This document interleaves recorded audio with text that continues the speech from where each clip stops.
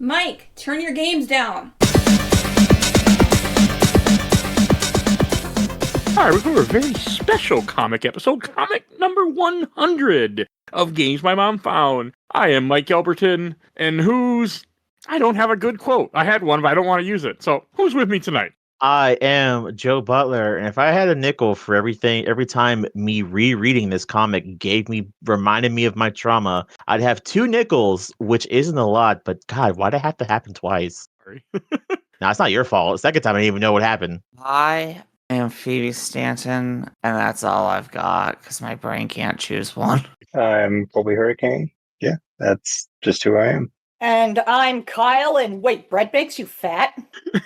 Sadly, bread makes you fat.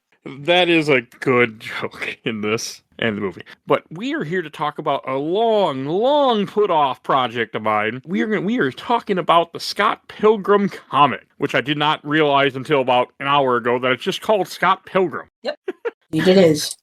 Published by Oni Press, and it was written and the artist was Brian Lee O'Malley. And this came out originally in black and white, which I did not know until midway through the comic in 2004. Yep. Yeah. I think I actually still have the original black. I think I still have the original black and white comics. I got those in 2010, about a few months before the movie came out. I just can't get over how I had no idea that was a thing. So we always start this off with our memories. I have never read this comic before. I have started it more than once, and then it was big, so I put it down, said I'll get back to that. And years and years and years have passed, and this week I finally forced myself to read the whole comic. That's not a bad thing. It's just some Mikes are not quick at doing shit they should do. That is surprising to me that you've not fully read this before. Yeah, that's weird. Me too. I mean, I love Scott Pilgrim. The movie, I think the movie is probably up there in my top, 3 or 2. I just love this movie. But, I don't know. Why? I kind of know why. I was actually supposed to do this with a friend of mine, and then he left the show, so I never got around to it. And I just kept putting it off and putting it off and putting it off, and then finally fuck it. I need to remedy this. So that's my history. What about you, Joe? So I had the weird luxury of seeing the trailer for the movie and going, oh, cool, that's a really cool trailer. And then I had my best friend in high school go, oh, yeah, that's from that book that I read. And I'm like, wait, it's a book? And he's like, yeah, I basically have all of them except for the last one. Well, why don't you have the last one? Because it comes out the day the movie comes out. And I was like, oh, okay, that's cool then. So I read all his entire books up until the movie came out. And then I read the book after the last movie came out. Cool. All right. Yeah, so Phoebe. I don't remember how I got this comic. That's kind of like from the dark time of memories. I do remember the movie coming out and the comic coming out.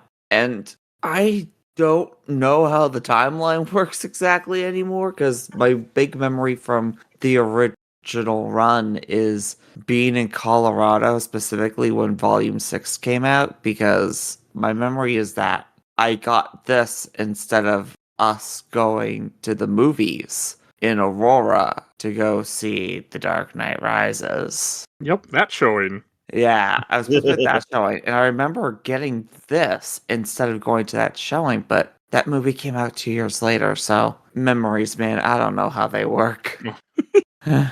And Colby. I honestly don't remember how I found out about it. It was kind of just like, oh, this is in theaters. So, I went and saw it in theaters and saw it twice in theaters, back to back, 2 days in a row. And it was kind of funny because who I was dating at the time, she got in trouble because I don't know, her mom hated me and she wasn't supposed to be there. I don't know. I've kind of had a long history with Scott Pilgrim. I love the books, the movies, the game, all of it. And I've had a lot of similarities with the story in my personal life. And it's kind of funny because one of my friends, he's like, oh, you can't write an autobiography. If you do, Brian Lee O'Malley's going to sue you. So I find that kind of funny. But yeah. And Kyle. Well, so this, I discovered the series through a couple of different posts on the internet way back in about, let's see here, late 2009. I was at the time a big poster on the starman.net forums, an Earthbound fan site that has a bunch of cool stuff on it, and it still exists, so go check it out. Anyways, I heard about it, Scott Pilgrim, through various people talking about it, and I'm like, what the hell's Scott Pilgrim? And I thought it was a real life person, but then I found out no, it's a character, and then I'm like, okay, but what is Scott Pilgrim? And then I finally was told oh, it's a comic series. I'm like, oh, okay. And then months later, I heard about the movie being made and the movie coming out in the summer of 2010. I was like, oh, I guess I'll go try to see that. And then I started actually buying the comic books about a couple of months before the movie came out, and I started reading it. And I was like, oh yeah, okay, I actually really like this. And then the movie came out, and I also got the final volume, and I saw the movie, and I was just like, oh yeah, okay, I just really like Scott Pilgrim. It's a special something. I agree. Because I've never read this comic other than like some of the first volume. I was shocked how much lines of this comic were put into the movie, and I also was shocked at how fucking good this comic is. Were you also shocked on how much it gets scrambled around? Like who fights who and how certain things go down? Yes. To that movie, and I was like, oh, that quote's from this part in the movie, but it's over here in the comic. I was like, seen that movie too many times. So yeah, it's really weird coming from like the movie is my first experience with Scott Pilgrim, and then reading this comic, and like how much they adapted from it, but also like cut out so much stuff, even though they adapted like scene by scene in certain parts. Also added things too that made it better. The movie? Yeah. Yeah, changing. Because remember, the whole back of the knee thing was Envy in the comic, but then they changed it to Roxy. And the fight against Roxy with Ramona makes honestly more sense than just Envy being cheated on. And I was also talking about they added the whole fight with Lucas Lee. That whole Lucas Lee fight's not in the comic at all. No, it's just and do you do a skateboard? Yeah, and then he does the swing into the clock tower, and that's all that's in the comic. I'm okay with that. You get the epic battle with the stands. Stunt doubles. Well, no. Okay. I am thinking more in the comic. There's an actual fight between the twins, and then in the movie, it is a stand battle between the bands. Yeah, yes. But it's just interesting, like to experience a thing in its second form and then go back and read what the second form is based on. It was a really interesting experience for me. I don't know. This movie the movie does mean a lot to me, but this comic just blew me away with how even though like each volume is like 200 something pages, it's a long fucking book. It's about the size of a manga. But I didn't know that. One day. I don't know. It feels like it's a lot longer than it actually is because it's so dialogue heavy. But that's because this is a comic that's all about the characters and how they develop and mature and their past relationships. Like you can go, ha ha ha, this is an action comic or a revenge comic about a guy with 6 other evil exes fighting this one person because he's the new guy down the line, dating who they used to date. But at the end of the day, this is about maturing and growing up and about young love being stupid. Yeah, because one thing that's a big change from the movie from this is the movie takes place in like a month, while this takes place over a whole year. Yes, that surprised me. And Colby, to go to your earlier point that you'd made a comment in the intro, like I feel like for a lot of us, like this describes your teenage life. Or not teenage, but like that early 20s when you're just confused. I also dated little life. I also dated a high school girl when I was an adult. I did not. Yeah, I mean, like 2010, I was still in high school. I don't know, like in the moment when it came out, it didn't relate to my life as much. But as I grew out of high school, looking back on it, like stuff kept happening that related to it more and more and more. I get that. I was Scott a little bit at one time. No high school. Yeah, exactly. Other than that, I was a bit of an asshole. Well, I still am an asshole, but I appreciate that because we always start this comic, which is kind of the point of Scott Pilgrim, is that he's a fucking awful person in the beginning of this whole of this series. Because the first line of this is that technically Scott Pilgrim is dating a high schooler, and they're not sure how old he is, but holy shit, is he old? Too old to be dating a high schooler. Was it 23? 23, which they lowered it in the movie, didn't they? Didn't he 22 in the movie? The comic 22. Or no, actually, let me pull it up. I have it open. They don't say it right away. Yeah, comics is 23, movies 22. Okay. Yeah, they lowered him by a year. I mean, it's still 17, 22. Still, you should be doing it. Now, to be fair, yeah. Also, I think the legal age. Kyle, you can answer this question for me, can't you? happen after that. I would, but unfortunately, I don't know. Like, that's never been a subject matter for me to research. Like, yeah. Oh no, Well, what's can the you legal drink at 18? Yeah, what's the in legal Canada? drinking age at 18 in Canada? I Is it believe 18? I believe it is 18 in Canada. I believe. Yeah, so that's it's not that weird. Yeah. I mean, You're It is weird, 21, but Oh no, it's funnier. It's Yeah. funnier. It's how strict is Toronto with alcohol laws? 18 is the drinking age. But Why does the AI over you say 19? Google AI, shut the fuck up. I dated a girl in high school, but to be fair, I also met her when I was in high school, where she was a freshman and I was a junior, and then we dated when she was a sophomore and I was a senior. So that's different. yeah, Because And then you're we dated already for a year. had that relationship type of thing where it gets weirder when you meet some. Also, you're not as old as like you get to a certain point, it just starts getting like strange. he meets her on the bus with her mom. Yeah. Is that the end of the story? That's the thing is, it's not that everybody has been Scott, but Scott is a real person. There are people out there who were so alone and so depressed that they just found what is effectively a rebound person. I think one thing that's so impressive about this comic for me was how much backstory there is for Scott that never made it into the movie. Oh yeah, don't you love his parents? Don't you love that he has a brother that we never see? I do. He Like, also has a girl he never so good. dated who's technically his ex. Why did Lisa, she remind best me of friend. Namine, Joe? That's a fair one. I'll give you that. She did. She reminded me of Namine. There's your Kingdom Hearts reference for no There's a reason. Kingdom Hearts reference. Always Kingdom Hearts. Always Kingdom Hearts. Change your life. And then later down the line, like volume 5 or 6, he has to fight his darkness. Also not does- in the movie. Does that make more sense from the game though, Mike? It does, yes. It really does. Also, I didn't realize that the line about Pac-Man, because I have the comic opened up, that's only in the movie, not in the comic. No, they actually have a real conversation in the book. Yeah. The Pac-Man Huh. quote. That was actually my yearbook quote in my senior year of high school. Oh my god. Now I see why your friends made that joke. I understand. But everything up to basically the first book is for the movie word by word. I want to say maybe the only thing I can think of that they probably change besides the time is what is it? I think Scott and Knives kiss more in the first two books as opposed to Yeah. they don't at all in the movie. Yeah.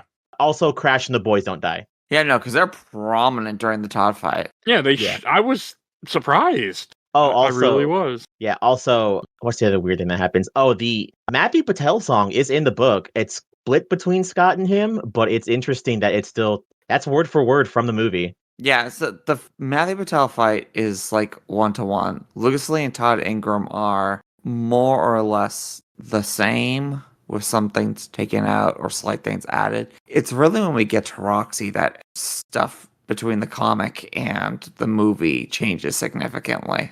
Kyle, I can't remember. Are you super close to the movie too? Yes, I am. I love the movie. Okay, that's what I thought.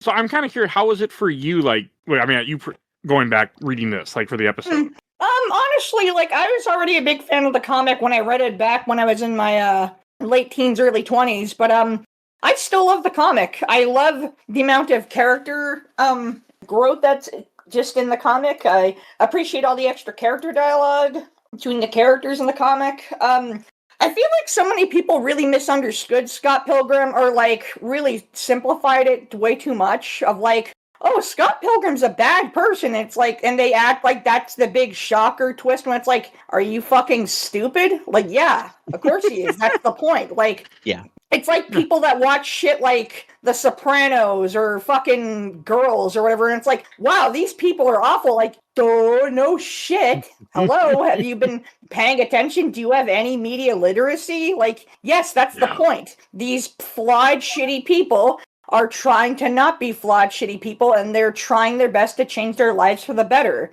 And it's interesting to watch that happen, and that's what makes an interesting experience, you know, of like reading it or watching the movie or whatever. Like, and I really love what the comic book does. I love what all these adaptations do with the Scott Pilgrim series. Like, what the comic does as it's the first thing, you know, of Scott Pilgrim, and then what the movie does, what Scott Pilgrim Takes Off does. Like, I love what all these adaptations do with the characters. You know, we get to see so much more of the characters. We get to we get more personal time with them. We get more growing time with them. And, like, you get to find whole new reasons to love characters. And I don't know, Scott Pilgrim is kind of amazing because, like, literally every adaptation of it to me has been, like, great. Like, and yeah, I love the comics. Even rereading it for this podcast, I was like, oh, this still, like, not only holds up, but this is still really damn good. Like, I can kind of see why this became such a cult hit. Like, I feel like this totally struck a chord with a lot of different people. And I didn't exactly have the exact same life as Scott Pilgrim, but, like, I could relate to it. Of, like, being a fucking idiot, 20-something. Like, oh, God. And, like, everyone else around you, like, their lives are a lot better, or, like, well, not better, but, like, they seem to know what they're doing, and, like, they've got their shit in check, where you just feel like a fucking idiot, and it's like, Jesus, that was all of my 20s until, like, my parents died, and then it was like, oh, I don't give a shit about anything anymore, and, like, yeah, like, I really related to Scott Pilgrim, and, I love the personal story of growth with a lot of the characters, especially Scott and Ramona themselves throughout the comic. To quote something very near and dear to my heart, who isn't an asshole in their 20s? Yeah, right? Like, there's so much shit about, like, how being a teenager's hard, and it is. Like, it fucking is, but, like, man, your 20s? Oh my God. Like, I would have, if it was possible, I'd go back in time and I would have kicked my own ass. Like, my 20-something-year-old ass. I would have kicked my own ass. Holy shit. I was insufferable as a 20-year-old. Jesus. I understand. Understandable as well. I was also insufferable in my 20s. Oh. Fully agreed. But I mean, I think that's like when I first saw this movie in 2010. God, that was what 15 years ago. Don't think about it. Yep. Sorry, that's just how time goes. Sorry. So I have a weird question as well. Did everybody read like the OG black and white version of this? Yeah, I did. I own the black and white, and then I also own Volume 1 in color, and do want to buy the other 5 at some point. They're not cheap. Yeah, I know. Do you That's the have reason why I don't. the coloring book edition? I have. Oh, I want to get that, the coloring book edition. That's not that expensive on Amazon. I have the original black and white books. That's how I first got into the series, was the black and white books. Yeah, But, I personally have all of Brian Lee O'Malley's work. I mean, I don't have the color editions, but I do have the OG black and white for Scott Pilgrim. You have a Snot Girl and Seconds? And Lost at Sea. Ooh, I Lost own at Sea. I still haven't read Seconds. I want to read that. Seconds is fantastic. I got it the day it came out, went home, sat on the couch and read it in one sitting, closed the book, and was like, that was really good. And my friend who was sitting in the same room was like, I could tell you didn't say a word that entire time. And it was like 4 hours. Damn, that's impressive. Very good book. Highly recommend. I wouldn't mind checking out more of his stuff. Like, reading this got me interested. And I also want to say the art. I really like the art in this comic. Like, it's pretty good. I was gonna say serviceable, and I felt like that was a bad word. So it is good, but you can very much tell his art changes from Volume 1 to Volume 3, and then Volume 3 to Volume 6. And that's fine. I mean, it's years later that he's working on this. I mean, as an artist, he changes. And you are right. Like, I just skipped from 1 to 4, and the art is different. I don't care, because I like it still, but I would just say more of, he's been an artist for longer, so things change. Oh, yeah, of course. I think this series took... When did it say you started, Kyle? When did you say you started, Kyle? 2003, you said? 2004. Okay, and it ended in 2010. That's 7 years. So yeah, 7 years is a lot of time to change your art. Oh, something that I really liked about Brian Lee O'Malley's like quality of work throughout the years of the Scott Pilgrim book. I really appreciate that in book 6, the guy becomes full like kind of weeb because he draws really good chibis, and it's like, yes, awesome, hell yeah, he did it. He passed the test. I do have a soft spot for his chibi art, honestly. Yeah, it is good. Hey, I love when the chibis come into play in Volume 6. I'm just gonna make a dumb joke, but I'm still gonna make it. Hey, this guy wrote 6 books faster than it took George R. R. Martin to write 6 books. So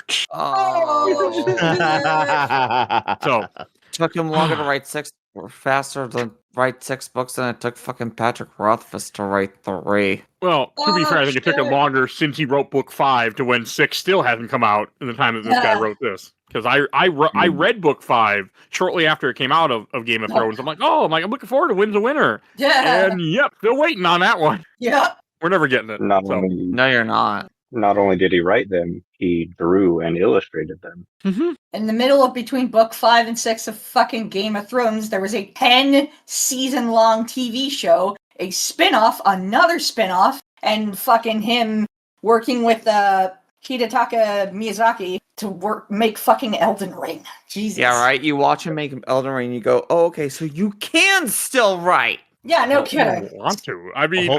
it's just funny because, like, I was reading something like, oh, yeah, we're still getting book 6. I'm like, no, we're not. This series is done. Like, we ain't getting no book 6 or 7. Like, what are you guys talking about?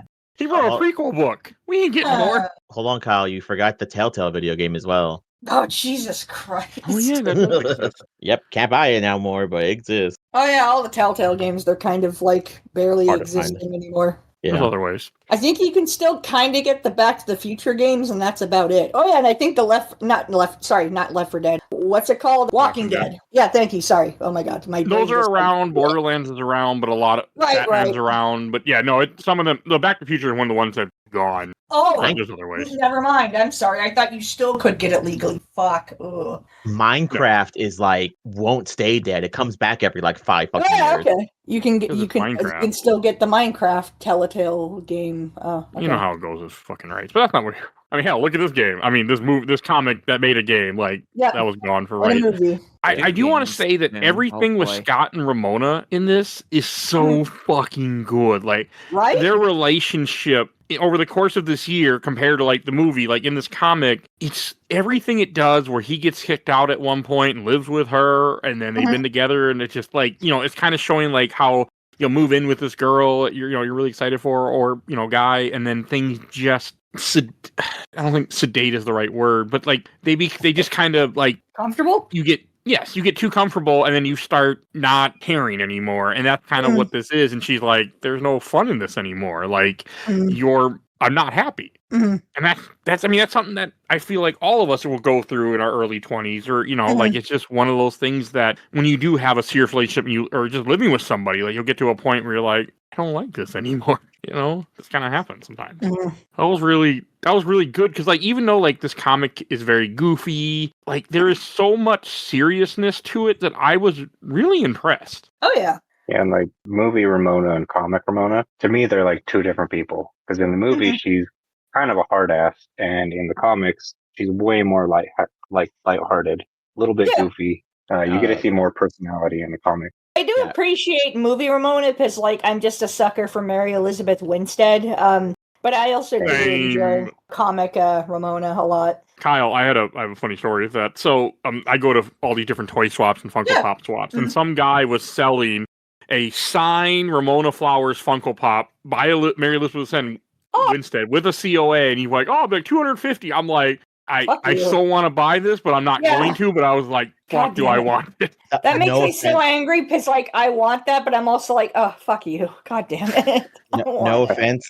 That's not bad. I'm not going to lie. No, it wasn't a bad price. You're insane for not buying that.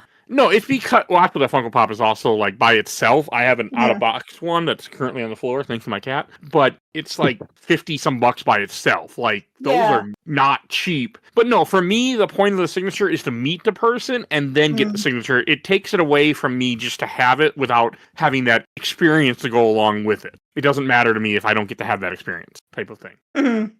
So that's why I didn't buy it, because I was like, but I thought about it. I mean, there are very few times where I was like, fucking A, like I was tempted, but I wasn't going to do it. But yeah, that was just, you reminded me of that. Because she doesn't do a lot of conventions, but she was at New York Comic Con, I guess, one year, so. Oh, man, that's, God.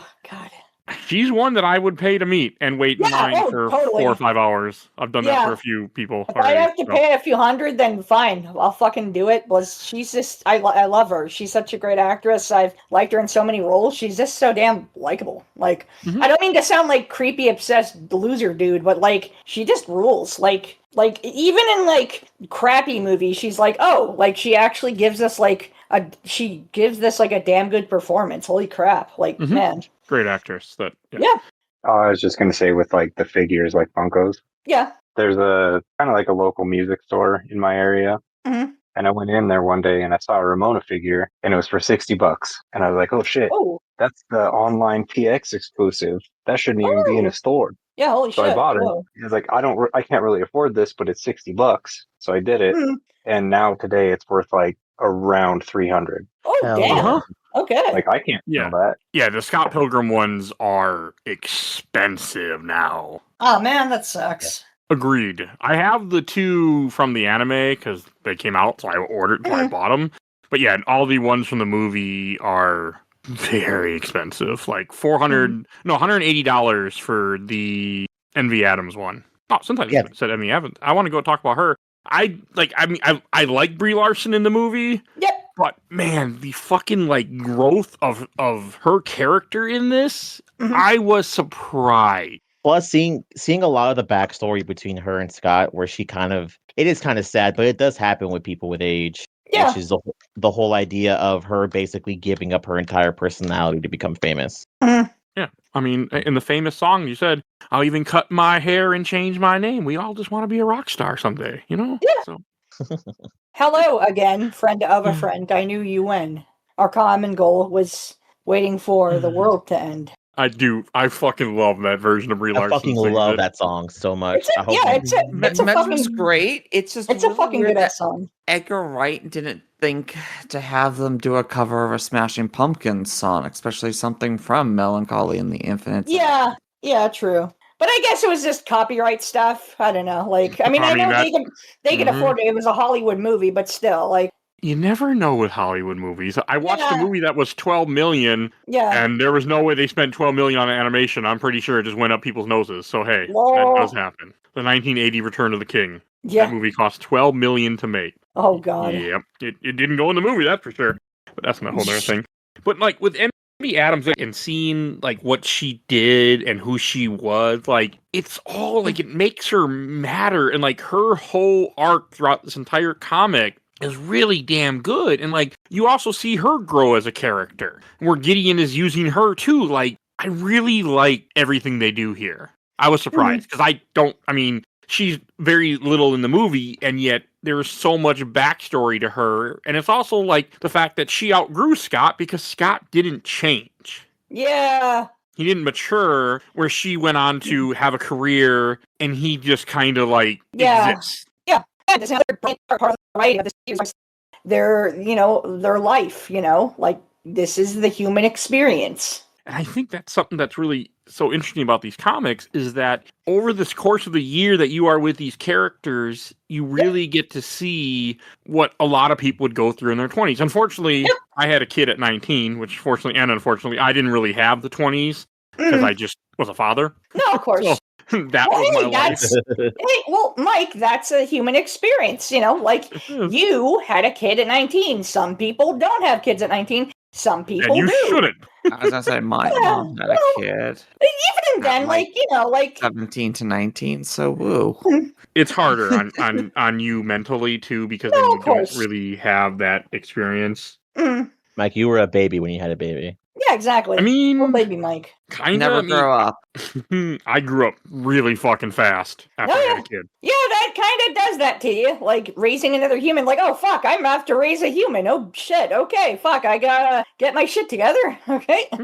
I did quickly. Yeah. But so I mean, that's just one thing that's really interesting to me here. Like you have him, like all the friends that he has that are girls, he pretty much tries to like sleep with each one in their own way or kiss them at least. Yeah. And like that kind of fits that age. Because like when I was younger, pretty much almost every friend that I had was a girl I was trying to sleep with too. So like I get it. Oh God, yeah. Well, it also doesn't help that the Envy breakup is so devastating. Yeah. That like I said earlier, it's less that he wants to date and more that he wants to grab onto something that can keep him going. Like I don't know if he was really ever in love with knives, but he needed something to fill a hole. Yep, that's true. And that's what relationships can do for you at times. And that's kind of what, I mean, that's what he's doing to Knives, which is also in this comic really showing how unfair it is to make somebody your rebound. Because the problem is that you're not going to treat them right. You're just accepting because you don't want to be alone, and it's unfair to the other person. Oh, totally. It's not right. It's not wrong. But it Yeah. is human, and this is a very human comic. Yes, exactly. And this is one, like, I'm sorry, I'm probably going to be a broken record like I was in the previous Scott Pilgrim episodes of the podcast, but this is the fucking human experience. It's almost like, wow, Scott Pilgrim and all the other characters in this book are flawed human beings who make stupid mistakes just like real people do. Oh my God. It's one of the things where I was kind of mad at first, but after rereading this first and second time, I think I'm less mad at the anime because I am happy to see all those characters also get growth and have more stories and not just get their ass kicked and actually end up repairing their shitty relationship that they had with Ramona. Honestly, I thought what happened in the anime was really beautiful. Like, wow, these fucking and everything else, they're just Saturday morning cartoon villains that actually get to be people and have growth and become better people. And Ramona and these exes all get to talk to each other and have adult conversations and apologize to each other. Like, that's really beautiful. That's really sweet. Like, wow, like Todd gets to become a better person. Fucking even Matthew Patel, as corny as he is, he just turns out that he's a big ass fucking theater nerd who had some immature moments. And like Lucas Lee is this person, and Envy Adams was this person, and Roxy, like, she was this person, and it's just like, oh, like, that's really nice. I feel I need to rewatch the anime now after reading this comic at some point, because I bitched a lot about that anime. That was such a fun experience. I really that was like honestly one of my favorite things of that year was that anime. Like, that was such a ball. Like, I had such a ball with it. It is anime, by the way. Yeah, it is, because it's literally done by a Japanese animation studio, Studio Saru. I need to. I'm gonna have to rewatch it at some point now that I have read this comic and don't have just the movie. So it'll be more interesting. Oh, there's a funny panel in here that is so fucking accurate, and it made me chuckle. It's in volume 3, but there's a part where like shows where Kim's apartment is. She walks in the bathroom, it's like Sarah's underwear, Emily's underwear, Tracy's underwear. It's so fucking accurate. We've all been there. We've all been there. Yeah. I'm there all the time. I live with only one woman, but yes. Oh, just have underwear. Yep. And speaking of which, there is one thing that I can complain about the movie about now that Mike's read the comic. Yeah. The butchering of Steven Stills. Yeah, no kidding. And the fucking sorry, can we say like spoilers? Because I want to say something. But, it's like a 10-year-old comic, movie, book, anime. I just wanted to make sure. So like, okay, so people listening, hey, we're going to be getting into spoilers, so maybe turn this off or whatever. Fast forward. But yeah, read the comic. In the fucking comic, Steven Stills is a fucking gay man, and I was so happy, and I was like, yay, another gay character that makes me so fucking happy. And they fucking don't acknowledge it all in the movie, and I was heartbroken. Like, but I want my gay character. Fuck you. Yeah, no, he is a lot more prominent of a character in this comic because he just. The reveal of his gayness is another brilliant joke against Scott being a fucking idiot. Like, don't you fucking pay attention to the people around you? Like, no. I love that. That was really funny. Like, that was so good. Very true to Scott. He has of course. What the fuck is going on around his friends? He's a dipshit that doesn't pay attention to the people in his life. Well, Steven Stills also in the comic can cook. Yep. Though he skips a step because I don't think there's a step 7. I still want to make that rep. They hint that he might be dating Knives too at one point, which isn't 100% true, but it's still something that does happen in the comic. Yeah, young Neil is also a lot more prominent. Yeah, he is. It's this in the anime that give young Neil a lot of love, and to the point that he's even dating Knives. Yeah. And it's nice to see that Ramona has multiple fights. Yep. Because it's not just one. In the movie, it's the Roxy fight. Here, it's Envy and it's Knives in a nice little art installation. The comic actually features my favorite Ramona fight, the fight in the library in Volume 2. That was awesome. Oh, that's a good fight. Especially like for such a big open like landscape, like that library in Toronto, just how big and wide it is. Like, that was fucking cool. Yeah, that's goddamn, I forgot that everything in this comic is real because he lived in Toronto. There was a gilded flying house of burritos. Yeah. And of course, I love all the references to, some Canadian brands. I know they kind of changed stuff between iterations of the comic because, licensing and stuff. I love the references to Shoppers Drug Mart, which is a famous Canadian chain in Canada. There's some politics right now with Shoppers Drug Mart that I don't want to go into because that's a whole other fucking thing. Yeah, Shoppers Drug Mart, Pizza. These are all Canadian franchises. And I love that. Nice little references. I love it.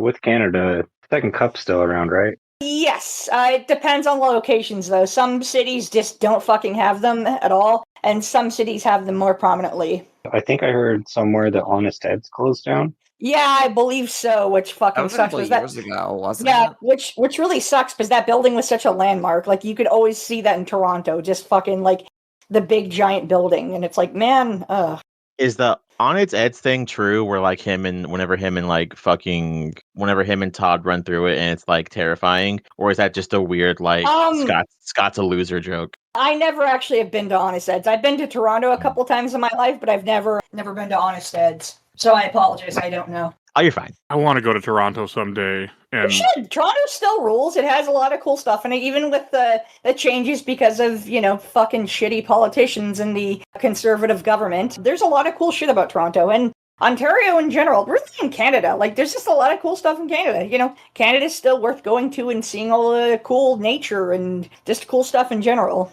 I want to go because of this of Scott Pilgrim. That's why I've always wanted to go Go to Toronto, go find a pizza, get a slice of pizza, you fucking, just go see all the landmarks. Because, Scott Pilgrim did a good job landmarking the spots in Toronto. See, Mike, that's funny. I want to go to Canada because A, Scott Pilgrim and other pieces of media. 2, because of friends. And 3, because get the fuck out of here.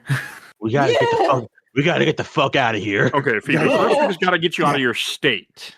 Yeah. That's We're having a hard time with that one. So don't worry about other country. I'm giving her a year. If she has not done something in a year, I'm gonna go kidnap her. I'm okay with this. Get the rope. I'll go in the trunk. Cool. Also, what is it? Mike, I don't know why you're so surprised about Toronto. You know that movies use Toronto as New York in most exactly. things, right? Yeah, Yeah, I do. Yeah. It's just the fact that this movie means so much to me that I actually want to visit a city because of movie and now comic. That's not me per se. No, I get yes, I want to go to New York because there are a few famous, that I'm going to go see. But I just want to go to New York because it's New York. Yeah. Totally. I want to go see, there's other spots in America that I want to see. That's why I wanted to go to Oregon and I wanted to go to Seattle. And, if, America still exists and it's not a fucking burning hellscape that it already is, I'd like to go to New York. I want to go to New York. I want to go. Kyle, I want to. so silly. It'll get better. Fun fact, when you fuck up the entire economy of a country, people don't like you as much, even if you're racist. No kidding. Who would have? Yeah, exactly. Because I'm the money president, baby. Yeah, I want to go to New York. I want to go to Chicago. I want to go to Detroit. There's all sorts of fucking just cool locations in America. I want to go to see the history of these cities. I want to go see just all sorts of shit. Go see the history. That's what I make an effort now to do a lot of different things in my life and travel a little bit. Go experience shit. Go experience life. I got go experience the world. Planned next year. So hell yeah. I've been wanting to say this for a pretty decent halfway point. Who wants Joe Lore? Sorry, what? Joe Lore. Joe Lore. Okay, yeah, sure. Yes, please. Give me Joe Lore. Congratulations, listeners. You're going to get Joe Lore today. Tell me, what is it? What do you got? Especially because I just saw the moment where they made a tofurkey in part 2. So that's why I had nightmares the other night, Mike. Good job. Oh, no. I'm sorry. It's okay. It happens. So I mentioned earlier, I also dated a girl in high school when I was older. And I say older, thankfully, like I said, 2-year difference, not that big of a deal, whatever. Yeah. No. But I did break up with her kind of the exact same way. We did it for a year. And for some ungodly, unknown reason, we just stopped talking. I don't know. I don't remember what happened. I don't know what happened. We legit did not talk for 6 months. And I went, oh, Jesus. I should break up with my girlfriend because I am not talking to her and I am feeling lonely and this is bullshit. But I think a lot of it had to do with I told her I was bisexual and she got really weird about it. And I got freaked out about it. I think that had a lot to do with it. It happens. But I went to her school and broke up with her. God damn. in a very similar fashion. It was an unhealthy relationship, though. I've actually tried. Like, long story short, afterwards, she threatened to kill herself if I broke up with her. One of those people. Yeah, which proved it was not a very healthy relationship, and also the whole bisexual thing, me coming out and her being weird about it, was not healthy either. What state were you in at this time? Texas. This is back when I was like a teenager. Yeah. I know. I just wanted to put that context in there where you were at. Yeah. Okay. Makes sense. Yeah, and she'd also done that thing too, where I would go surprise her at her school, and she'd be like, "Are you coming here to break up with me?" And I'm like, "No, I just came to say hey and surprise you." Oh, okay, and I'm like, "Okay, she's a little bit crazy." So at the end of the day, I was at home, stoned. By the way, I'm stoned as a 19-year-old man. And my sister's like, "Hey, I'm gonna go outside and get some air. I'll be right back." And I'm like, "Okay, cool, whatever." And she goes outside with a girlfriend, and I'm like in my room vibing, and all I hear is the front door slam open, and all I hear is Joseph. Oh my God, Joseph, oh my God. I've got a baseball hat in one hand and like a fucking knife in the other, and I'm like, "What's happening? What's going on? What's happening?" 3 months afterwards, she goes, "Joseph, your girlfriend's outside," and I'm like, "Oh no." Oh my God. And I have to go outside and get her to fucking leave my fucking premises. I'm like, "We have not been dating for 3 months. Leave me alone, blah, blah, blah." And so eventually I get her to fucking leave. And that gave me that reminded me, because Scott gets kind of Scott for like fucking three chapters. So yeah. Good Lord, you had your own little knives there. Yeah. Literal knife. Man, does everybody have a fucking story of somebody almost killed themselves? I because of don't. you? That's crazy. I do. Oh. I mean, I've got like 3, so. I did technically try to commit my own suicide, but other than that, like, I've never had the situation where someone I dated threatened to commit suicide. So, like, But you have had healthier relationships than us. yes, I'm lucky. Okay. What the I have fuck not- is a healthy relationship? Whatever the hell I have now, apparently. Actually, That too. I'm still friends with all my exes, and in fact, I don't know how to say this, but we're actually, with all my exes, I'm now closer to them now than we were when we were dating. So, I don't know. Damn. Because you've grown as a human. I mean, that's kind of how I look at that. Okay. I mean, that's how I would see it. Like, Yes, you're right. I'm friends with my son's mother because she's my son's mother. We haven't talked lately, but we're it took us a while. We hate each other at one time, but that's neither here nor there. But we're cool. Like my other ex, whatever, she messaged me out of the blue a few months ago, or maybe even a year ago. Time has no meaning to me, and I was like, "Look, we are not opening that can of worms." Like, Get the fuck out of my it was life. already a lie too. What she messaged me about, it was like, "Oh, your name is still showing up on like my credit reports or something." I'm like, "Oh," and I'm like, "We haven't dated in 10 years. There is no way any of that credit card stuff that I filed bankruptcy on still exists." Click. We are not talking. Like, I am not opening that can of worms. I just couldn't, because I've never been dumber in my life than when I was with her, and I'm like, "Nope, we ain't. I like my marriage. We ain't opening that worms." I mean, if we're talking about exes, I do have something to say as well. Sure, yeah, my ex that I was dating at the time is the one that I went to Scott Pilgrim with. Okay. Oh. It ended up becoming a toxic relationship. We split, blah, blah, blah. She was actually half Canadian, so she would, in the summers, go up to Canada. But after we split, I viewed her as Envy and, like, changed her name in my phone as Envy, all that shit. But yeah, like, you know, we've been apart for 10 years now. We can talk. She's married, all that. But yeah, like, you know, it is possible to be friends with exes. And previously, she was an Envy, and now she's more of a Kim. And I think that's cool. It's a good comparison. I mean, it's just like, you know, we grow up, we change, we learn to accept things. And I mean, like with this comic, like you see, like what Kyle was talking about earlier with the anime, where everybody grows, but even in this comic itself, every character gets growth and gets a spotlight. And we talked about Steven Stills. I also, it wasn't until I was reading this comic, after all these fucking years, I finally, and Steven Stills, Neil Young, Crosby, Stills, and Nash reference. I'm like, how the fuck did I not get that back then? Brian Lee O'Malley loves his music references. I mean, I've seen Crosby, Stills, and Nash in concert once in my life. Yeah, of course. Oh, that's awesome. Hell yeah. No one else is going to now anymore, because one of them is passed, pretty sure. Yeah, but you got to experience that. That's awesome. Hell yeah. Never saw Neil Young, though, but I saw Steven Stills. And Steven Stills couldn't sing at the time because he was sick and old. Yeah. So two things about the comic too that I wanted to bring up because they're fucking hilarious. Weirdly enough, young Neil was originally supposed to be like a 9-year-old. It's in the it's in the color comic, yeah. And Brian Lee O'Malley literally went, I didn't know how to write a 9-year-old hanging out with a bunch of 30-year-olds, so I just kind of scrapped that idea. I mean, that happens. Yeah. I mean, I was a kid hanging out with people much older than me at one point, and I'm like, I look back like, what the fuck were they? Why was I like, what the fuck was going on here? Like, there's nothing wrong. We're just playing.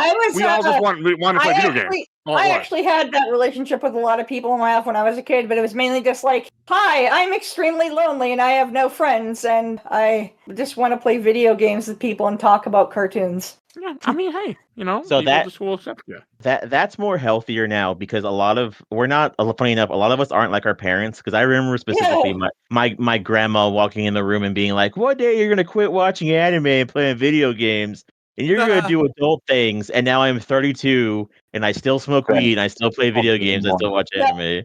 Grandma, these are the adult things now. Yeah, I know, seriously. But I mean, now it's like I do that, but I also do old people stuff because I'll eat like healthy cereals and I'll watch Matlock and I'll watch fucking Murder, She Wrote and I'll watch Columbo. Okay, Kyle, listen. What? Frosted Mini Wheats have been and will always be the shit. Hello, yeah, of course, they're fucking delicious. You know what else is delicious? Tapioca pudding. Oh yeah, I you know what else is delicious? Tapioca. You know what else is delicious? Cheerios. Just any type of Cheerios are Cheerios. the bomb, and Honey Nut Cheerios are god. I'm gonna have to disagree with Donald Glover back when he was doing stand-up comedy and saying that plain Cheerios are the hand jobs of cereals. Like, no, fuck you. Cheerios are delicious. Damn it, Donald Glover. That's a good one.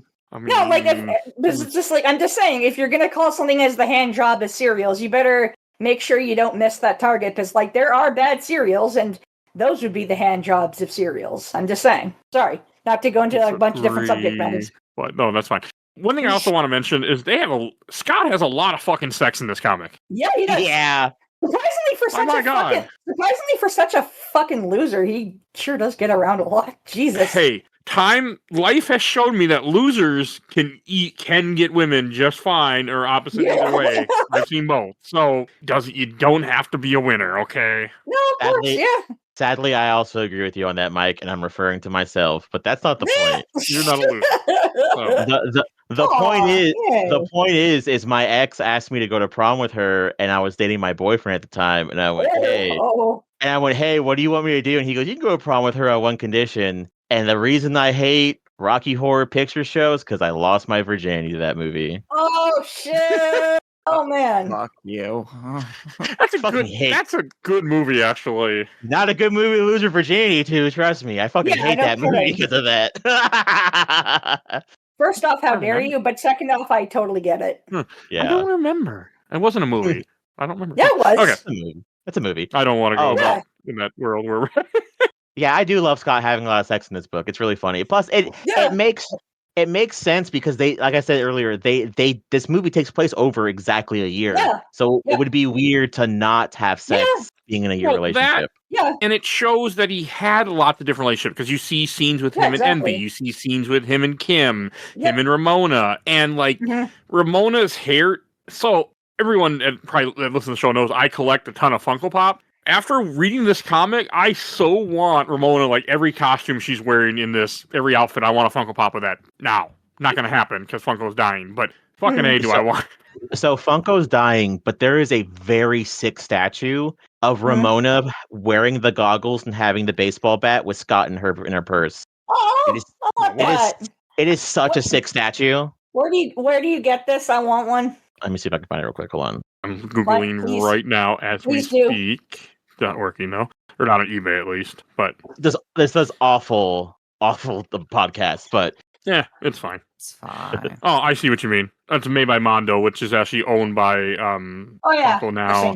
No, I don't think Funko's gonna die, even though they act like Funko's gonna die. I think they're just gonna have to change their system because you can't pump out the amount of content they were popping out and think you're going to make constant money when you're just like, that's not how that works. But yes, that's all. I don't think they're going to disappear. I think they're just going to have to change their market strategy and maybe not, give all the money that you make and profit to shareholders every single year, like a corporation does. But we'll see what happens. Sorry, I just saw the statue and it's like, oh, that's Cool so cute. Look at Scott. He's just like he's all like, you can buy it on eBay for only $250 or best. That's offer. not bad. That's not bad. I mean, it's not bad for a figure like that, but I will not. $200 for a figure. I'm sorry, I'm not that kind of nerd, and I'm a fucking nerd. But man, I can understand a video game or a computer thing being that much, but a statue, go fuck yourself. I've come close. I'd be lying when I went to the toy swap and saw a giant 3D printed Charmander for $200 that I didn't think about. You should just buy a 3D printer. Yeah. At that point, if they're costing that much, make your own fucking thing. Holy shit! Well, I could have got it for less. I guarantee you, if I would have made. Okay, I'm going to take a picture of if I remember and post in the Discord next, because we'll probably have it next swap anyway. But it is not a small Charmander, and it's super fucking cute. I will take a picture. He made Squirtle, too. Yes, I get that, but still, if they're charging that much, you could just buy your own 3D printer and probably save money. It's also a toy swap. You never pay what the sign says. You barter. Okay. The sign is just this is where we're going to start. So I buy a lot of stuff at toy swaps, and it's all bargaining. It's all you got that for 30? Huh? Would you do 20? Hell, I just bought 2 Pod Racer toys, the full Pod Racers. I posted on Discord at one point for $30 for both. No, 25 for both of them. Because they were once 40, then a month passed, and he was trying to sell them again, and I was upset myself that I passed it up, so I made a lower offer, and he took it. So hey, Mike. And I bought metal dice. Yes. Now that's pod racing. Damn it. I do like pod racing. I also bought metal dice from the guy too. I have a little metal dice, which I. Ooh, metal dice, nice. Yeah. Oh yeah. When I first got them, I was like, man, the weight. I'm not used to this. You put them in a sock, you could probably beat somebody with it. You can. You can put a lot of things in a sock and beat somebody with, to be honest. So, you can beat never done dice, but, what you really don't want to do is step on a D4. Yeah, true. I have a lot of fucking dice now because something happened. But funny enough, the comic does end with Scott having closure with all his exes. Yeah. It's great. Yeah. Because he grew up. Yeah, exactly. In this year, you actually see Scott get a job at one point for a while, and he has a job, and this is good growth for the character because there are people in their early 20s who just don't work. Yeah. And leech off others. And I never did because I started working at 16 and never stopped. No, of course. But to each their own. But there are a lot of people that are like that. And I think this is also good about it because it really just shows him growing up. It shows him, and he makes peace with his exes, like you guys are saying, because, he just, which you should do, especially with early relationship. You're like, yeah, we're both kind of idiots. We're young. Yep. I have many times talked to my son's mother and been like, we were both stupid. We were 18. We didn't know any better. We met when we were 12. Yeah. Exactly. Well, we met when we were 12, I'm pretty sure, in an online chat room, for God's sake. Well, even then, too, as much as you can both say, we were both young and fucking stupid or just whatever the hell, there was something that was good that came out of it, and that's your kid. Yes, and that's what exactly. I said that to her before. Also, we're talking about stuff we lost from the movie and obviously the TV show as well. They're all different. They're all different Annies, but you didn't lose it in the game. We also lost bisexual Kim. I know. Oh yeah. I also the fact that there are this is 2004 was first written, but the fact that it has as many gay characters as it has, I think is also really impressive. I know. Well, Wait. With any type of thing, I'm always happy when there's more queer characters. And if someone would come to me oh, you want everything to be gay, I'm like, yeah, I do. So what? Same. I want everything to be gay. I hope. I have a game for you to play. Good. I hope you do, and I hope it's adorable and gay as shit. And I hope everyone's cornholing each other in the ass with their wiener.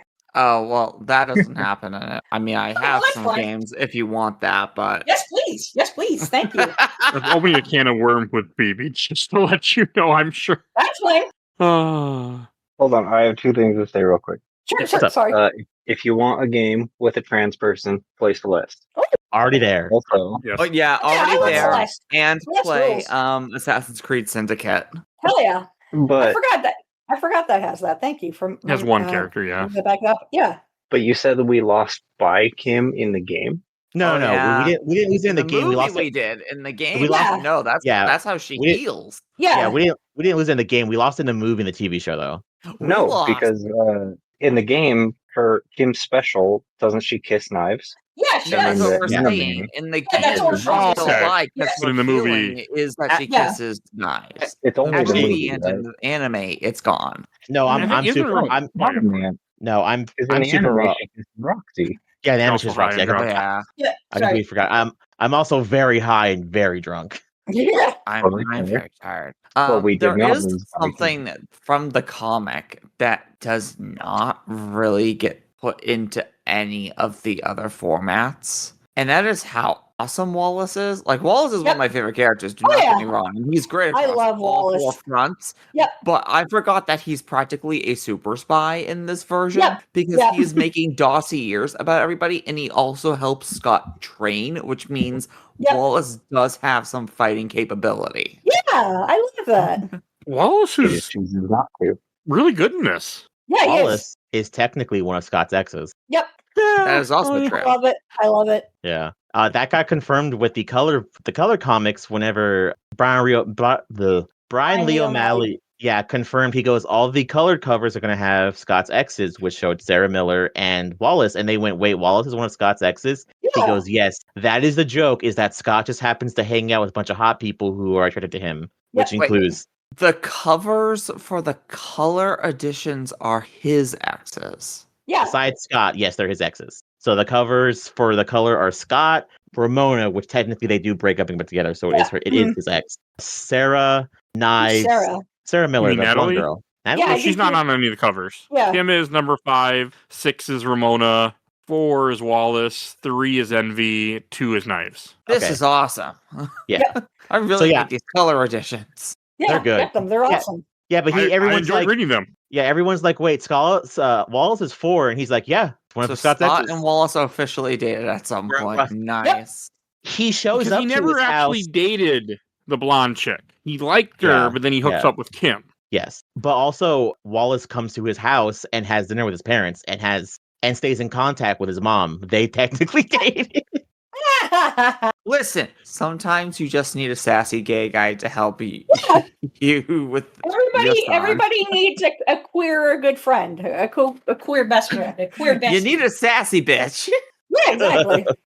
Well, I really like the blonde-haired girl. Like, I was like, how did you skip her? Like, I know why they skipped her, because the movie only had so much room, so it didn't, Of course. this wouldn't have made sense. But I really liked her character being part of the flashback with him, and then the fact that things with her, like, she comes back later on, and I just really liked that. Like, it was surprisingly how good it was to me. Like, I was really impressed. Well, It's sad how much they cut. they cut Yeah. two things. 2.5 hour movie, you have to, with Yeah. something that's gigantic. They cut several things. The other thing they cut, which we haven't talked about yet, Knives' dad. Yeah, Oh, yeah. that's true. I don't want to think about Mr. Chow. He Yeah. tries to kill Scott for like literally a third, like 3/4 of the book. Well, no. One book, It- yes. Mr. Chow is great. It just also reminds me of how glitched it is to try and In the get him, game. and then the achievement not popping in the video game.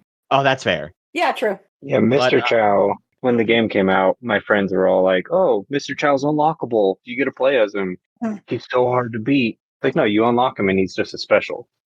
And not only is he just a But, special, it's like a 1 in 100,000th Yeah, chance of chance of him even showing up on the map screen, and then you have to actually beat him. And not only that, like I said, you might not get the achievement, and then it's permanently blocked on your account.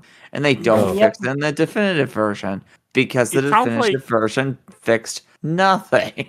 It sounds like you're speaking from experience, Phoebe. I think I got the achievement, but it was like a hard factory reset the Xbox and a bunch of other stuff in order to get it to finally pop. Listen, we did a whole episode about that game. Yeah, we That did. game's great, but Yeah. it's got massive flaws. Yep. So the one dress where Ramona has the skulls on her because it's the Day of the Dead party, Yeah. I They want were- a fucking Funko Pop of that. Yeah, same. Very, very much so.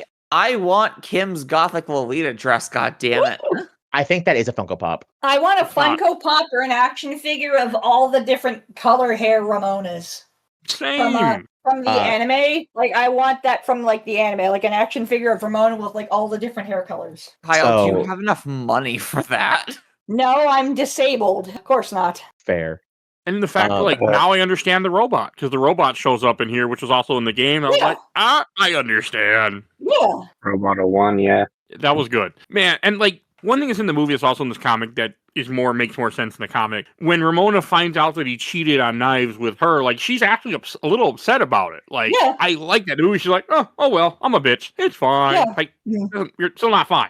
Well, Yeah, exactly. So the weird thing in the comic, which is another reason why the fight, which is also supposed to be there as well, is and I kind of I completely get, but it's the way it's supposed to be. Is Ramona gets mad at Scott, even though from my personal opinion, him and Knives didn't have a real relationship. That's always the kind of way I took it, which is why Yeah. even though you shouldn't cheat on your partner, Yeah. Scott and Knives didn't have a real relationship. But also every single ex Scott's fighting from Ramona, she legit cheated on one with the last. So Yeah. her being absolutely pissed off about it is kind of hypocritical. Yeah, it is. Yes, but that's one. It's your early 20s. Yep. Yes. So you're still going to be upset, even though you've done the same thing. Who knows how many times it still upsets you? Mhm.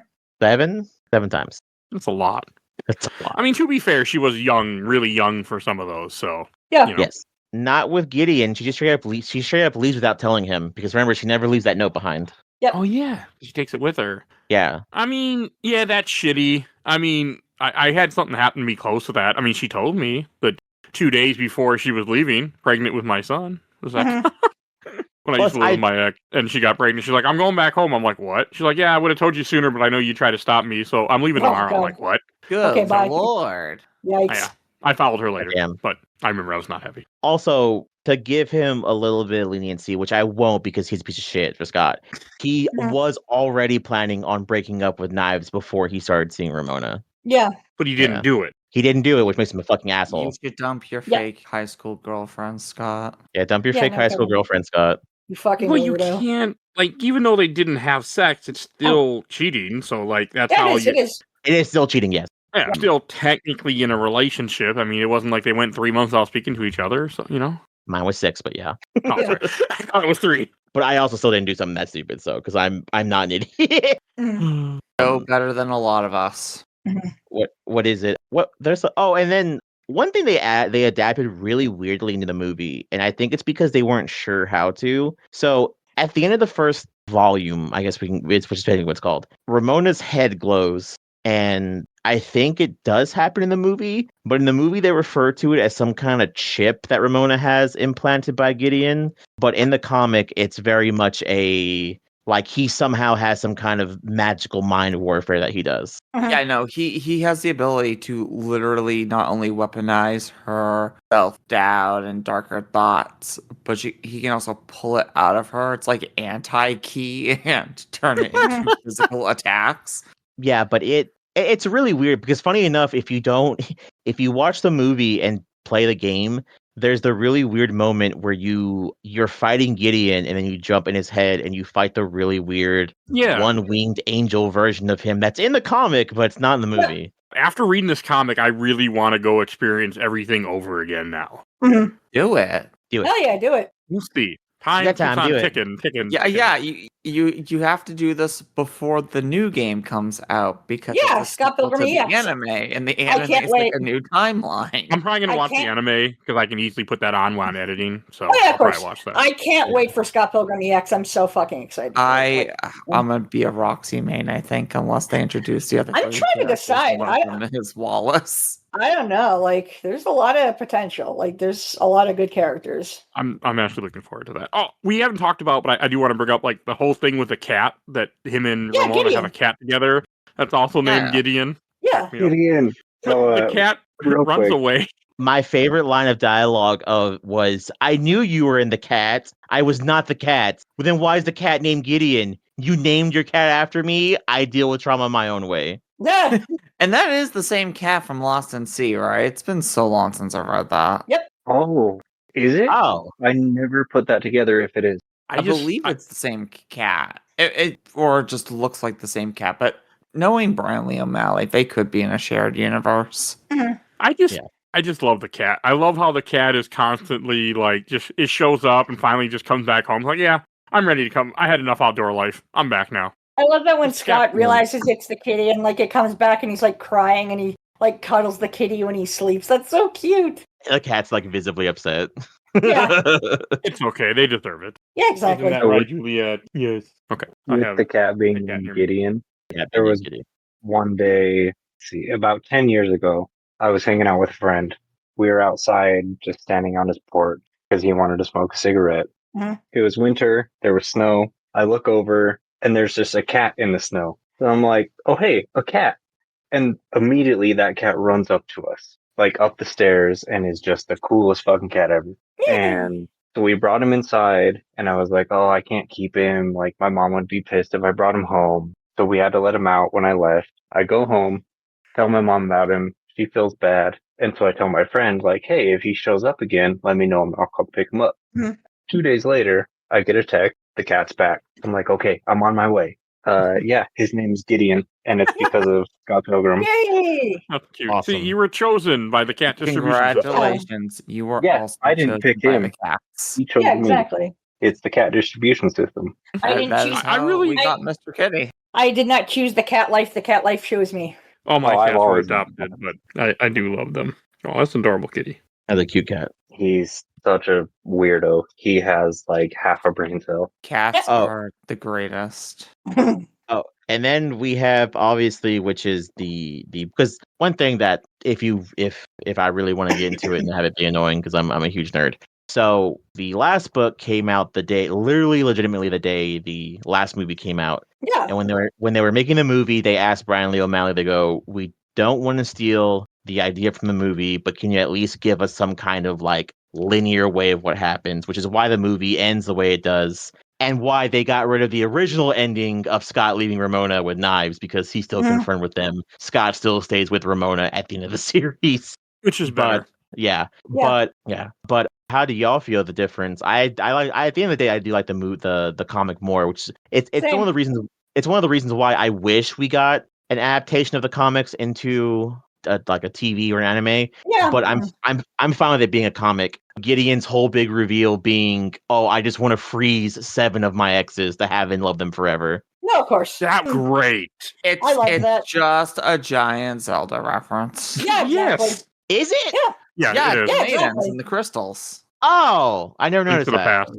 And 64, right? All the Zeldas. 64 actually. is just Yeah, I Zelda, was gonna right? say it's Link to Yeah. the Past, a little bit Yep. of 64. It's also in Link Between Worlds and Four Sword Adventures. Oh, but I've played all of those and played Zelda. I've never realized that to this day. Put all the girls in crystals. Yeah. I mean, there's so many references. Hell, number 4, one of the first pages is the Sonic reference. Scott Pilgrim gets it. Like I love all these. They're so great. Volume 2, the very first cover in Volume 2, after like the main book cover, is a reference to Bonk, the fucking Bonk games, which is like, oh my, look, there's Mario and Zelda and Sonic references, but when you reference fucking Bonk, like that's amazing because like stupid fucking forehead caveman. I grew up with Bonk. Like Super Bonk is one of my favorite Super Nintendo games. Like I grew up with Bonk, and it was like, oh my god, somebody else that knows about Bonk. Hell yes.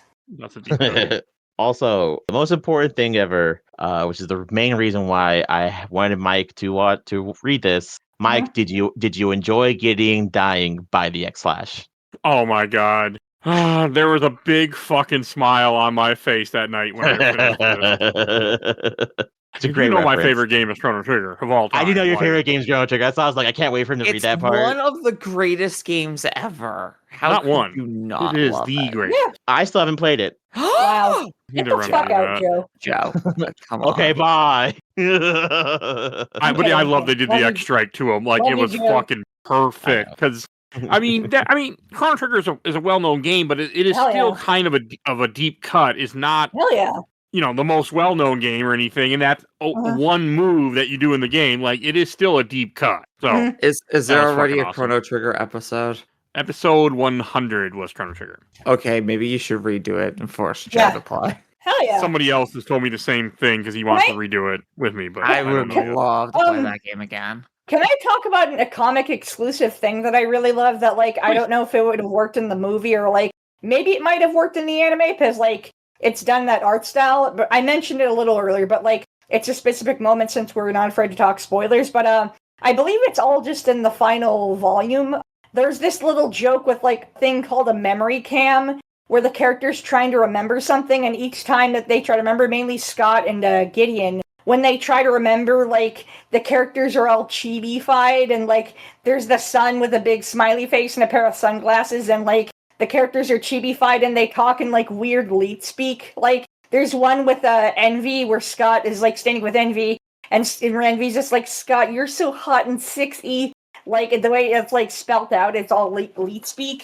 And then, like, Scott's just like, oh, hey, thanks. And, like, he's standing there, and then the second one, memory cam, I think is with Knives, and Knives is like, Scott, you're such a stud. And then Scott's just like, oh yeah, totes. And, like, Scott's wearing the Tanuki suit, and it's just so fucking cute. I love the Tanuki suit more than the yeah. There's a few of those throughout the comic. No, I know, that's what I'm talking about. That's what I'm saying. Like, and then the third one is with Gideon, and just, like, Gideon fucks up on that too, where it's like, Gideon, you totally did that too, you idiot. And then, like, Ramon is like, Gideon, you light my fire. And then fucking Gideon's just like, oh, yeah, yeah. And then, you know, like, and Gideon and Ramona are both chibis, and it's just, that's, like, my favorite thing in the Scott Pilgrim series is that, and the comic book series is, that gag. I just think it's so adorable, and it's like, man, Brian Lee O'Malley, you nailed the chibi aesthetic. Yeah, I do love those too. I'm not gonna lie; those are fucking great. Thank you for bringing it up. Comment in the last volume for a part of it, Scott is wearing the Tanuki suit. That's what I just said. But no, the slime shirt. Yeah, he is, and I love that. I want to make sure we mention that since you're a big Drake. Oh, right, and yes, exactly. I do love the Dragon Quest slimes. They're, like, one of my favorite designs of, like, anything ever. Yeah, I love that, and he's also wearing that same shirt to when, like, one of the other big funny moments of the last volume is when Knives and Scott try to kiss, and it's, like, extremely fucking awkward, and I was like, that was terrible, and, like, they just stand there both, like, freaked out, and it's just like, that was awkward for everybody, including you, like, the reader. And it's just, yeah, that was so good. I love that. I love that bit too. Oh, I was just gonna say, like, in the comics, when they talk about Ramona dyeing her hair, it's like, no, this book is in black and white. Yeah. And then in the color versions, it's like, no, this joke was funnier in black and white. Like, this comic. That's when I realized these were in black and white, is when I read that joke. Yeah, exactly. Like, oh. For all you know, this could be my natural color. Yeah, exactly. I really like how she changes her. I mean, it makes more sense in this how she changes her hair color, unlike the movie where it's like, it's been another week. It's not to my just hair her again. hair color; she fully changes her hair. Like, she grows longer too every other week. Yeah. And Scott starts freaking out. Should I get a haircut? Should I get a haircut? Is it too long? But the last time he did that, it looked awful. Yeah, it not only looked awful, it's connected to his massive breakup with Envy. Yep. Which certain things can do that. There are, I mean, I know there's stuff that's connected to my exes that I probably have nothing to do with anymore. Like, hell, I quit playing video games for like a year after everything with my ex. Like, just my currently girlfriend at the time. And I just couldn't do it. Like, and I mean, you guys, anyone listen to the show, I play games constantly. I didn't play any games for about a year. I just didn't mess around with games because she told me they were childish, and for some reason I listened to her. But yeah, no, that's what it does to you sometimes. No, of course. I'm curious if, like, the hair color thing in the anime, he made Ramona blonde at the very end. I want to know if that was, like, his way to replace Lisa Miller, because she gets, like, cut out of everything. Yeah, I didn't even know she existed until this week. Everyone does, because she gets cut out from everything, and she's such a big part of the comic, and she's one of my favorite characters. But yeah, like, Ramona went blonde at the end of the anime. Lisa's shown in one scene of the anime, but you don't even get to see her face. She's standing behind someone. And in the video game, she has pink hair. Like, I want to know what's the deal with that. Okay. Also, seeing Ramona in, like, one of the last scenes when he goes in the purse and Ramona Flower's kind of like in a sexy outfit. I want a Funko Pop of that too. Yeah, same. Now that I might have to replay the game at some point because now I actually understand it better. Mm. Yeah. Because I read the comic and I'll get more references that I didn't understand. Such a fucking good comic. Way better than it had any right to be. And earlier in our, which you guys can't hear us because we haven't said it yet, Colby had posted a picture of the purse. You can buy Ramona's purse on Amazon, and I knew lots of like women and girls and just like people like just in general who bought Ramona's purse. And it's like, yeah, I would have gotten it too, but like whenever I rock a purse, especially as a dude, which yes, by the way, people, I'm a man that rocks a purse. Whenever I rock a purse, I need like a big purse because I carry a lot of shit. Like I need my water bottle, I need my video game console, I need like my ebook reader, I need chapstick, I need fucking like I carry my life in like my purses. So like that little dinky Ramona purse, it's like, hey, look, I love it. It's a super cute purse, but like when I need a purse, I need like a grandma purse. I need like a big messenger bag style thing. That's fair, but this thing also looks pretty chunky too. So yeah, maybe I might buy it for my husband. Yeah, you should do that. Hell yeah. Yeah. And it's got the got the star on it too. I love it. I can take more photos of it before you buy it because it's as cool as it is. It's a little small and it doesn't even carry all my D&D stuff. Oh no.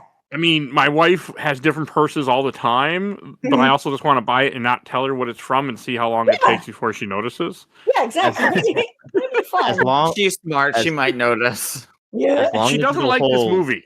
Oh, man. So, like, it's not in her head like it is in mine.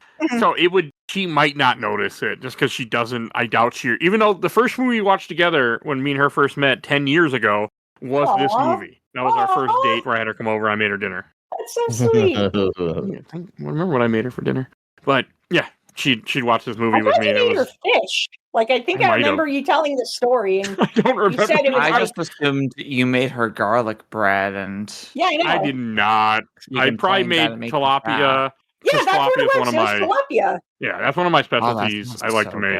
Yeah, that does sound pretty good. Like, unfortunately, now she'll only eat tilapia if I burn the fuck out of it because she doesn't like the texture of fish. I get it. So I found out I've gotten good at like making it where I can bread it a little bit and burn the fuck out of it, and she's as happy as can be with it. So I actually understand the texture thing. I have weird texture stuff with food, but honestly though, I wouldn't like it that way. I'd prefer like this the normal way because like tilapia sounds pretty tasty. It is. Okay. I also married my manic pixie dream girl. I thought you were the manic pixie dream girl. No, see, like who's the MPD in your situation, Joe? You or your partner? No. See, I am living the average male life, which is from 16 to 19. You are Denji from Chainsaw Man, and then from 20 to 30, you are Scott Pilgrim, and then from 30 upwards, you are the weird otaku Travis Touchdown, which is what I am now. Yes.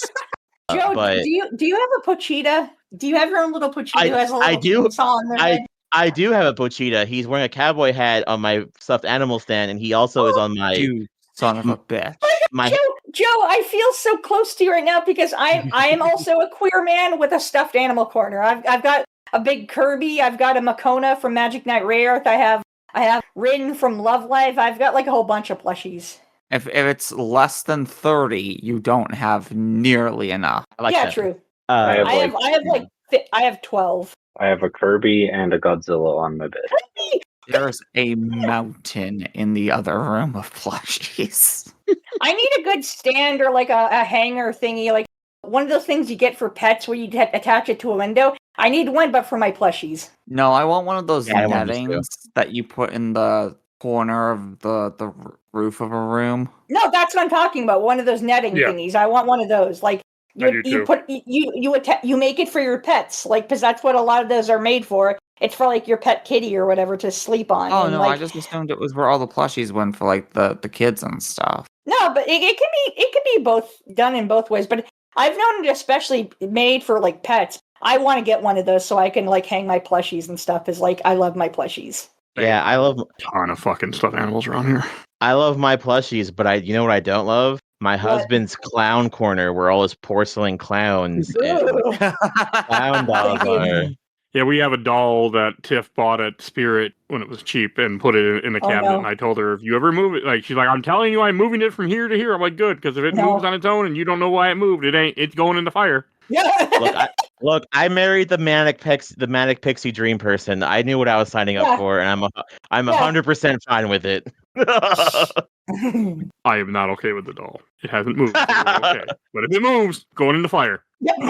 What Like the fire? I don't fire know. it's We're going making a in. fire. I Yep. am not joking when I told I will if I ever that thing moved on its own, it's getting burned. I'm sure once that doll is burned, like 5 or 6 little ghostly spirit things will like fly into the sky. To be fair, I'm not helping. I went to like the anime convention, and there was a Peep stuffed animal, but they took the Peep face off and glued a not Kirby. What's that fucking 90s stuffed animal that everyone hates? The thing that Colby is. Yeah, Furby? A Furby. it's a Peep with a Furby face, and I fucking hate it. I have a Furby down here actually. And he named it Pablo, and I hate it. Pablo. I have the Gizmo Furby that Tiff has. It's somewhere on a shelf somewhere around here. All right, anything else to say about the comic since we just ended up talking about stuffed animals? No. I think other than like my final thoughts, I think I've gotten to talk about everything with the Scott Pilgrim comic book series as a whole, and just like the characters and like my thing about it and why I've always loved it. I think I might be good to go, but for the rest of the crew, I think I'm good too. I literally can't think of anything. Okay. All right, let's go to. I was just going to say that every time I reread it, I learn something new. Nice. Yeah, every time I reread it, it helps me learn a little bit more about myself and the way I view other Of people. course. Isn't That's that cool. the best? Isn't that the best though, when you have that like experience with something, even if you've read it before? It's like, oh, like I've never thought of like myself that way before, or like like now I have things in perspective. It's like, oh, this makes a lot more sense. Yeah, Definitely does. because it's a different perspective every time because you learn something in between each read. Mhm. Yeah, that's all I got for the final say. Okay, and then we'll Awesome. go to Shelf Stacker Box. I'm gonna go first because I want to. I'll put this on the shelf. I really enjoyed this comic. I'm glad that I finally read it after I've been meaning to read it for at least 5 years and record this. I finally got around, sat down, read the whole comic, and I really had a good time. This was Yay! a really good comic, and I think this is I'm happy. I'm happy it happened. And also, this was suggested on the Discord by Phoebe many years ago. So, thank you, Phoebe. Yay! Ooh. I did a Discord suggestion too. Thank you, Phoebe. Thank you, Phoebe. Yeah, you're welcome. Love And- you. Phoebe, what about you? Shelf Stacker Box. I'm putting this on the shelf. It's been so long. I forgot so much of this, but it still rules. Hell yeah. And it's so real. That's the best part. Right? Is that Isn't you it? know Like, these seriously. characters. I don't know what the hell it is with Toronto, but first Degrassi and now Scott Pilgrim. It's just like all the real shit happens in Toronto. Degrassi's good. And look, by the way, like, sorry, folks, little out of their hidden thing about me. Ever since I was a teenager, I've always been fucking obsessed with Degrassi. So don't even get me started on that. You're a Canadian, isn't that a Right. requirement to like Degrassi? Yeah, true. That is true. And Joe. I was also putting this on the shelf. Even though every time I read it, it gives me generational trauma of my own trauma. I still enjoy reading it every time. So yeah, I put it on the shelf too as well. And Kyle. Oh, this is 100% on the fucking shelf. Like, I'm putting my black and white books of it on the shelf. I'm putting the color books on the shelf. I'm putting, like, all of it on the shelf. Just, I loved this. It's weird. I thought maybe I'd grow out of this, or, like, it would have aged poorly to me in some sort of way, but, like, the more I experience it, the comics, the movie, the video games, soon video games, because of Scott Pilgrim EX, and, like, the anime, it's just, like, no, Scott Pilgrim is actually fucking great, and, like, it's weird. I get the critics of Scott Pilgrim, and I get people who are like, it didn't work for them, like, I get it, but I don't know, when people try to say, like, oh, Scott Pilgrim has aged poorly, or, like, it's like, no, like, I understand where you're coming from, but I feel like that take doesn't actually work as a genuine criticism, because it's just yeah, like, the whole thing of, like, Scott Pilgrim or some of the other characters being, like, flawed, shitty people, like, yes, that's the point. Like, thank you for coming to kindergarten media literacy 101. That's the fucking point. Like, and yeah, so yeah, this is easily all of Scott Pilgrim in general just goes on the fucking shelf for me. Like, damn great comic. Made me a fan of Brian Lee O'Malley and, these classic characters, all the Canadianness of it, because, of course, I'm also Canadian, just like, it's nice to have stuff that represents my home country and represents it well and has a very real humanistic look of just being a fucking screw up in your 20s. And it's like, hell yeah, I was a screw up in my 20s. I totally relate to this. And yeah, it's good shit. And Colby. Well, Scott Pilgrim has been a huge part of my life. It's been on my shelf for, roughly 15 years. Mhm. Every single time I lend a copy out, like not even just Scott Pilgrim, but any of Brian Lee O'Malley's work, if I lend a copy out, I never get it back. Oh no. So I have, yeah. Oh. Oh, So I'm I sorry. either have to rebuy it for myself, which kind of sucks. But I'm instead, sorry. what I've been doing is I'll buy a second copy for who's interested because I know I won't get my copy back. That's right. Like Good idea. separately, like Brian Lee O'Malley's other book, Seconds. I've bought it Yeah. like 4 to 5 times at this point. Hell for other yeah. people. There you go. This is important to me. You should read it. I enjoy it. I hope you also get the same enjoyment out of it or learn something about it for yourself. It's important. I think it's important to me, and I hope you get what you get out of it. And I definitely want to read more of his work. So Same. might have to make that happen. Yeah, I still haven't read Seconds, and I really want to. Like, okay, now I know what I want to do. I do currently have a spare copy of Seconds if someone wants me to mail it to them. I'd take you up on that offer. I'd take you up on that. No, of course. I'd take you up on that offer, but I don't want to make you pay like post shipping and shit. So, that's really sweet of you to offer. Mhm. You act like there's tariffs if you send something from another country. Yeah, wow, Mike, it's almost like there is. Oh, shock and awe. It's crazy. They'll be gone one day. It's almost like there's same with shitty them. politics happening right now. No, not politics. I know, I'm sorry. Yeah, I'm gonna have to read this. I found it online, so Nice. Highly I'll have to check recommend this out at some Seconds. point. It's great. Hell yeah. It's if I can add, Seconds is about, if you haven't already read it and don't know, Seconds is about basically like managing your personal life, your romantic life, your friendships, your business, all of that while currently abusing a substance. Oh, shit. Okay. It's kind of Okay. therapeutic. Okay. I Damn. might have to check this out, and of course, do what I always do and cover it. Huh. All right. Yeah. It's really good. I highly recommend it. No, we're apparently supposed to get a movie of it, but who knows if that's actually still happening. Yeah. Yeah, I heard the person that was supposed to be doing it kind of blew up her career. Oh, and I've Blake had Lively?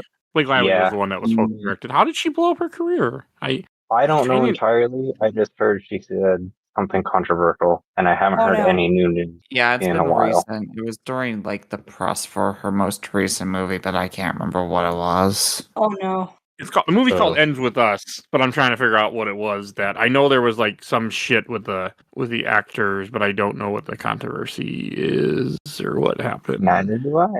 I found it online though on Wikipedia, but too much to read quickly. Okay.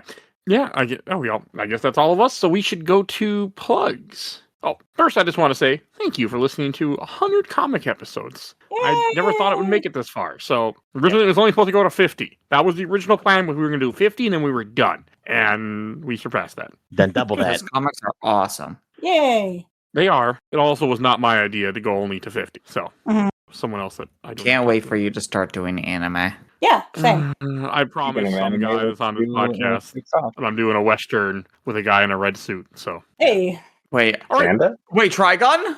yes. that's Oh, right. You're doing yeah. Trigun. Yes. Somebody told me I should do Trigun. And I always That was did me. Trigun. Trigun. That's one of my favorites. Yes, it was you. Get One of my Phoebe on that friends episode. Get Phoebe on that episode. So the episode's not even planned yet or anything, but Get it is Phoebe an on idea, that so episode. I plan to. Good. All right, we should go to plugs. Phoebe, where can people find you at? Oh dear God, where can people find me at? Well, they can find me over on Twitter and Blue Sky as the LP Princess, over on Twitch and YouTube, kinda, as the Let's Play Princess, and as one of the co-hosts of Nerds of Broadcast. And Kyle. You can find me on my very own podcast at the Unidentified Flying Obsession Podcast, and you can get those, you can find it wherever you get your podcasts. I also like to call it the UFO Podcast, since Unidentified Flying Obsession, UFO. And you can also find my bullshit and other musings on Blue Sky at chibiufo.bsky.social. And Colby, do you have anything to plug? I forgot to ask you earlier. No, you're okay. I don't really have like a big presence online, but if you want to follow my Instagram, it's Colby Hurricane. I just post photos of Volkswagens and bugs and just whatever happens in my life. Nice. I Here may have a am. TikTok where I just post dice that I roll. Okay, so hey, I'm just doing partly it helps me keep track of the dice I have, so I can go open my TikTok, scroll like, oh, I own that. What colors do I have? Okay, I have this color and this color. Here I am, Colby like a hurricane. Sorry. That's good. And sometimes On your people wall, click on it. hurricane. Sometimes there you people go. watch weird videos on TikTok. So hey, who knows? Yeah, it's TikTok in a nutshell. Yeah. All right. And if you enjoyed this episode, there's over 900 other episodes of this podcast. We do movies, TV shows, video games, comics, all sorts of content. If you want to hear our other Scott Pilgrim stuff, they will be in the show notes, so check those out. If you want to support the show, we do have a Patreon, a little dollar you can vote in our Patreon polls. We have 1 to 2 polls a month. Currently still 1, but January hopefully will be 2 again. We'll see if I can get caught up. And then, so check that out. And if you donate $10 or more, I will plug your podcast or YouTube every episode I record that month, like these lovely people, Phoebe Stanton, which you already heard her stuff, and Zach from the Absolutely the Best Podcast, A Work in Progress. They talk about the MCU movies, MCU adjacent movies, and they are currently talking about the Alien Predator franchise. So check that out. And want to give a shout out to my awesome intro and outro courage, Helena at Hell Has Free. Follow her on TikTok and Instagram. And also, don't forget to check out A Gamer Looks at 40. He should be back by the time you hear this. This is coming out at the end of this month, so he should be back. He'll be back. So check out his content. Love you, Bill. And please follow us on Oh, yeah, Facebook, Bill. Instagram, Threads, Blue Sky, YouTube, audio only. Rate and reviews for Gets Podcast. And join our Discord. It's free. If you want to be on the show, want to suggest things for the show, join the Discord. I think that's everything I need to say. So we will see you guys next time. Bye, everybody. Bye, everyone. Peace out.